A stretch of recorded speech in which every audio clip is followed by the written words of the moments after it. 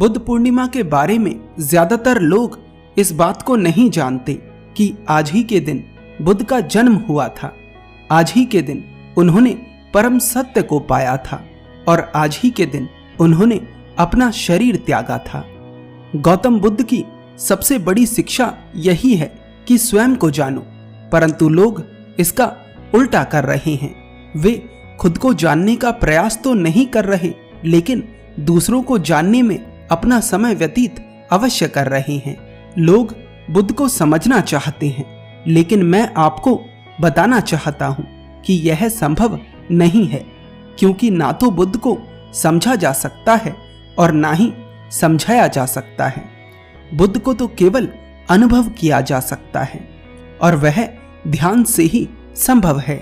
इसलिए ध्यान करिए, क्योंकि ध्यान ही आपके हर दिन को विशेष बना सकता है, आपके हर दिन को बुद्ध पूर्णिमा बना सकता है।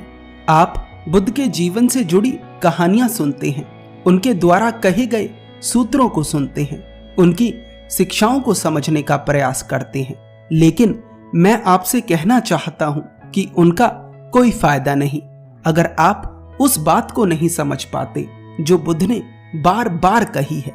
बुद्ध ने कहा है, हर व्यक्ति के भीतर बुद्ध होने की संभावना है।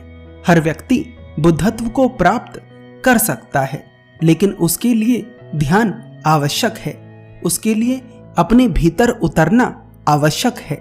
अगर आपको वास्तव में बुद्ध पूर्णिमा मनानी है तो बुद्ध को जानने का प्रयास बिल्कुल मत करिए, क्योंकि बुद्ध कहीं बाहर नहीं, वो आपके भीतर ही हैं। अगर आप कुछ करना चाहते हैं तो खुद को जानने का प्रयास करिए, अपने भीतर उतरने का प्रयास करिए। अगर आप अपने भीतर उतर गए, आपने खुद को जान लिया, तो आप बुद्ध को भी जान लेंगे। बुद्धम शरणम गच्छामि, मैं बुद्ध की शरण लेता हूँ। धम्मम शरणम गच्छामि, मैं धर्म की शरण लेता हूँ। संघम शरणम गच्छामि, मैं संघ की शरण लेता हूँ। ये तीनों कहीं बाहर नहीं बल्कि आपके भीतर हैं।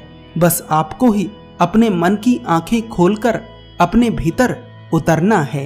क्या आप जानते हैं कि बुद्ध ने अपने जीवन में बहुत सारे प्रश्नों के उत्तर नहीं दिए थे? क्या आप जानते हैं कि बुद्ध ने ऐसा क्यों किया? बुद्ध ने ऐसा इसलिए किया क्योंकि कुछ प्रश्नों के उत्तर शब्दों में देना संभव नहीं है, उन्हें केवल अनुभव किया जा सकता है।